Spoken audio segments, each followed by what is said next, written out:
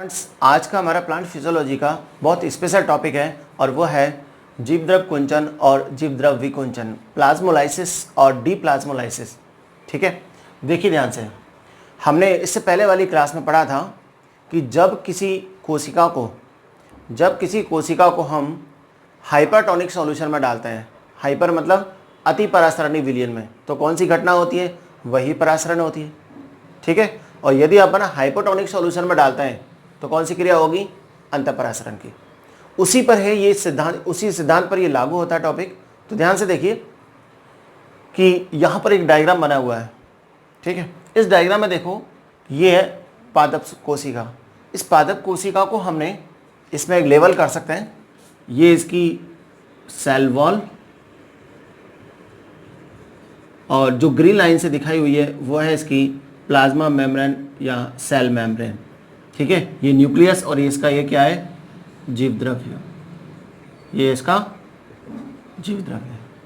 ठीक है, अब देखिए इस कोशिका को हमने हाइपरटोनिक सॉल्यूशन में डाला है। कौन से सॉल्यूशन में?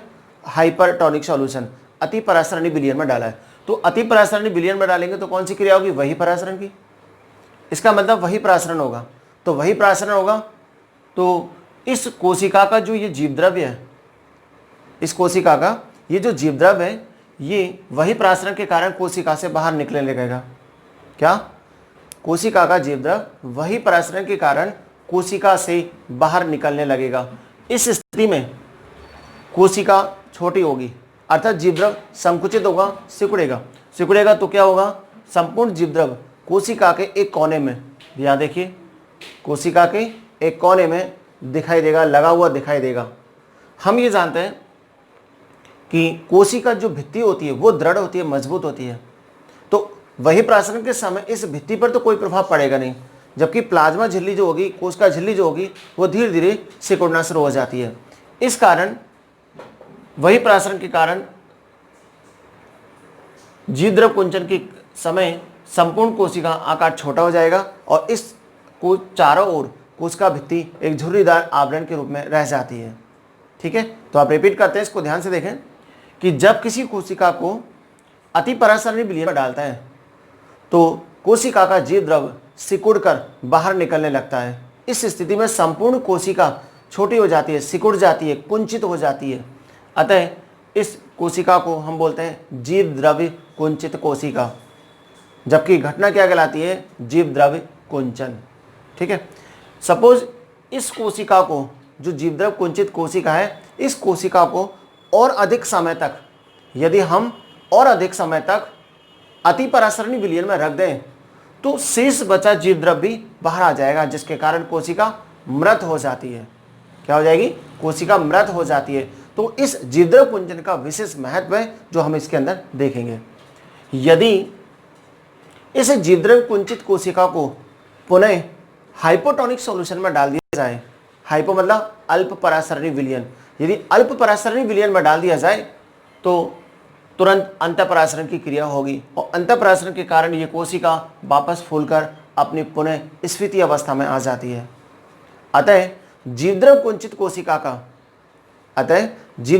कोशिका का अल्प परासरणी विलयन में डालने पर पुनः स्फीति अवस्था में आ जाना, फूल जाना, वो कहलाता है जीवद्रव विकुंचन।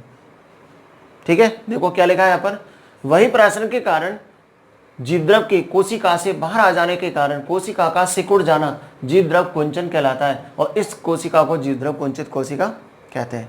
ठीक है, इसी प्रकार जीवद्रव कुंचित कोशिका का अंतःपरासरण के कारण पुनः स्फीति अवस्था में आ जाना क्या कहलाता है? जीवद्रव विकुंचन कहलाता है। राइट, अब हम स्टूडेंट्स इसके अंदर इसका महत्व देखते हैं कि पादप शरीर के अंदर इसका क्या महत्व है। तो देखिए ध्यान से, जीवद्रव कुंचन और विकुंचन केवल जीवित कोशिकाओं में हो सकती है, मृत कोशिकाओं में न तो कुंचन होगा ना ही विकुंचन।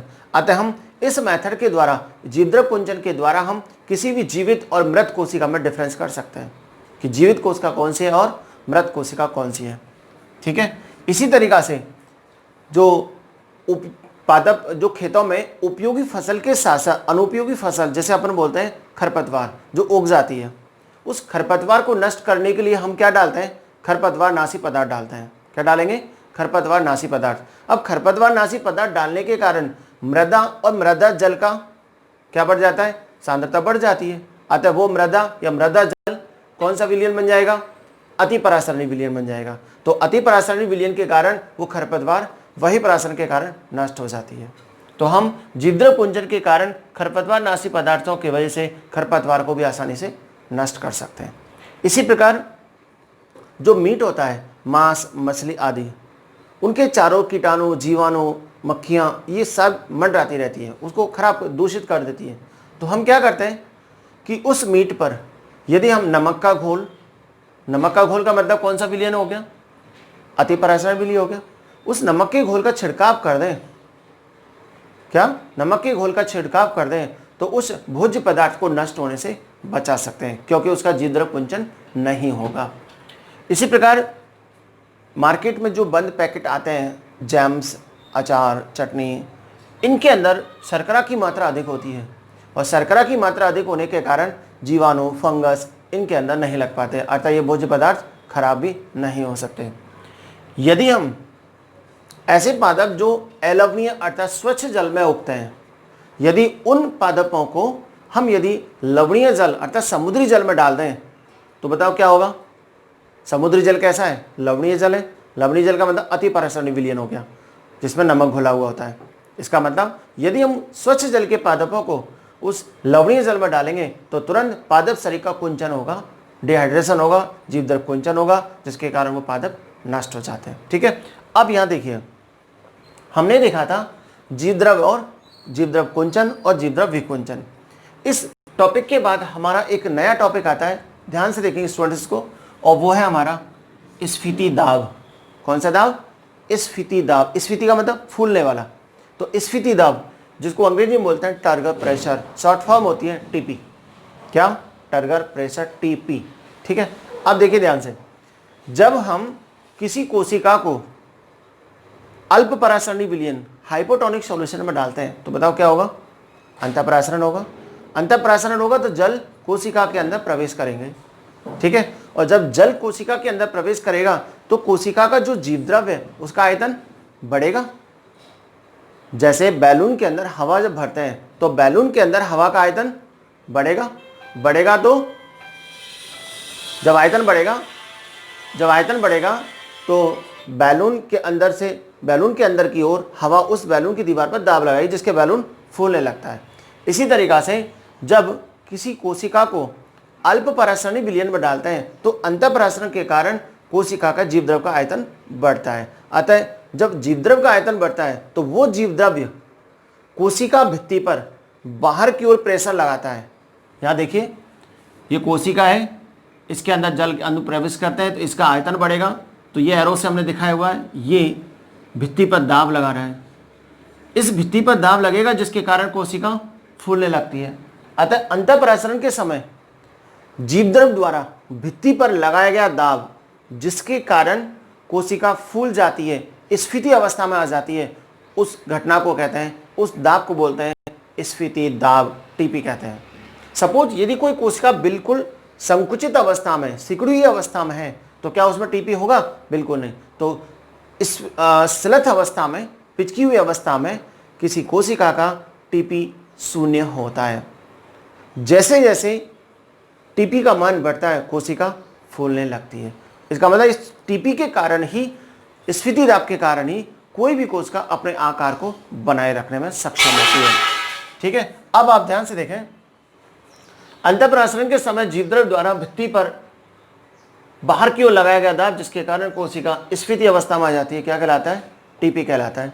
स्लथ अवस्था में टीपी का मान कितना होता है, 0। स्लथ का मतलब पिचकी हुई अवस्था। लेकिन जब पूर्ण स्फीति अवस्था आती है तो टीपी का मान मैक्सिमम हो जाता है, बढ़ जाता है। जीवद्रव्य कुंचित कोशिका है, यानी जो सामान्य अवस्था में है कोशिका, जिसके अंदर टीपी नॉर्मल है, या कोई कोशिका सिकुड़ी हुई अवस्था में है तो उसके अंदर टीपी का मान 0। यदि उस कोशिका को और दबा दिया जाए, अर्थात कोशिका कुंचित अवस्था में आ जाती है, तो उस अवस्था में टीपी का मान 0 से और कम हो जाता है, अर्थात माइनस में आ सकता है। इसका मतलब जीवद्रव्य कुंचित अवस्था में टीपी का मान ऋणात्मक माना गया है। ठीक है, अब देखिए, इसका महत्व क्या हो सकता है? हमने बोला टीपी के कारण ही कोशिका अपने एक निश्चित आकार को बनाए रखने में सक्षम होती है। ठीक है, टीपी के कारण ही जब बीज का अंकुरण होता है तो नीचे की ओर मूलांकुर, ऊपर की ओर प्रांकुर। मूलांकुर भूमि के अंदर प्रवेश करती है, मृदा को भेदती हुई मृदा के अंतरकोश के अवकाश में प्रवेश करती है। तो जो मूलांकुर की ग्रोथ होती है, वृद्धि होती है, वो वृद्धि के लिए जो आवश्यक एनर्जी है वो कोशिकाएं एनर्जी कहाँ से प्राप्त करती है? टीपी के कारण। तो टीपी के कारण पादप कोशिका में तन्यता आती है, खिंचाव आता है, बल लगता है, जिसके कारण वो ग्रोथ करती है, वृद्धि करती है। इसी प्रकार कह सकते हैं टीपी के कारण ही कोशिका का क्या होता है? एलोग्नेशन होता है, दीर्घीकरण होता है, कोशिका अपने आकार में वृद्धि करती है। ठीक है, तो टीपी आपको ये समझ में आया। इसके बाद देखिए नेक्स्ट एक टॉपिक है भित्ति दाब, वॉल प्रेशर। हमने बोला था जब किसी कोशिका को अपन अल्प परासरणी विलयन में डालते हैं तो अंतःपरासरण के कारण जीवद्रव का आयतन बढ़ता है और ये जीवद्रव भित्ति पर दाब लगाता है, जिसके कारण भित्ति फैलती है, ये बोला था। लेकिन ध्यान से देखो, जब अंतःपरासरण के कारण टीपी बढ़ता है तो उस समय भित्ति के द्वारा भी जीवद्रव पर उतना ही दाब लगाया जाता है जितना जीवद्रव भित्ति पर लगाती है।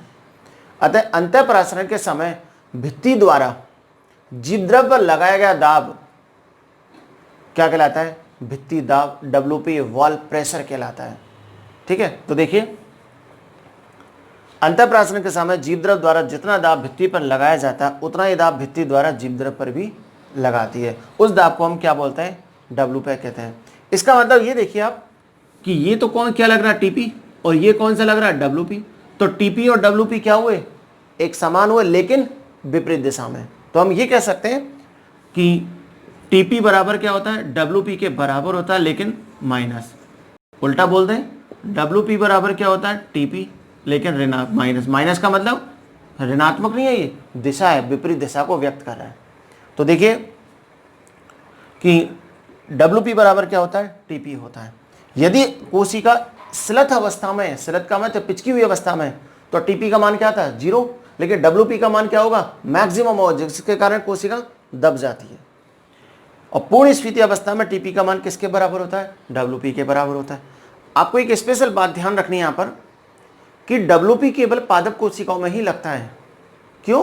क्योंकि WP किसके द्वारा लग रहा है? भित्ति के द्वारा, कोशिका भित्ति के द्वारा, जो कि मजबूत होती है। लेकिन एनिमल सेल के अंदर कोशिका भित्ति एब्सेंट होती है। एनिमल सेल के अंदर जब कोशिका भित्ति एब्सेंट होगी तो क्या वहाँ WP बिल्कुल नहीं लगेगा। इसलिए यदि किसी एनिमल सेल को, जैसे कि RBC को, यदि हम आसुत जल में डाल दें, किसमें? डिस्टिल वाटर, आसुत जल में डाल दें, आसुत जल कौन सा होगा? हाइपोटोनिक सॉल्यूशन होगा। और हाइपोटोनिक सॉल्यूशन में यदि अपन RBC को डाल दिया तो अंतःपरासरण की क्रिया होगी, और अंतःपरासरण की क्रिया के समय कोशिका लगातार फैलती जाएगी। चूंकि वहाँ WP एब्सेंट होगा, अतः अंत में कोशिका फट जाती है। तो ये आपको एक स्पेशल नोट पॉइंट में दिया हुआ है। तो इस चीज़ को आप ध्यान से देखेंगे कि हमने आप पढ़ा है जीवद्रव कुंचन, जीवद्रव विकुंचन, उसके बाद स्फीति दाब, और उसके बाद हमने क्या पढ़ा था? भित्ति दाब पढ़ा था। ठीक है, इस टॉपिक को जो बोर्ड पे लिखा गया है, यदि इस टॉपिक को आप स्क्रीनशॉट लेना चाहें तो आप इसको आसानी से ले सकते हैं। ओके।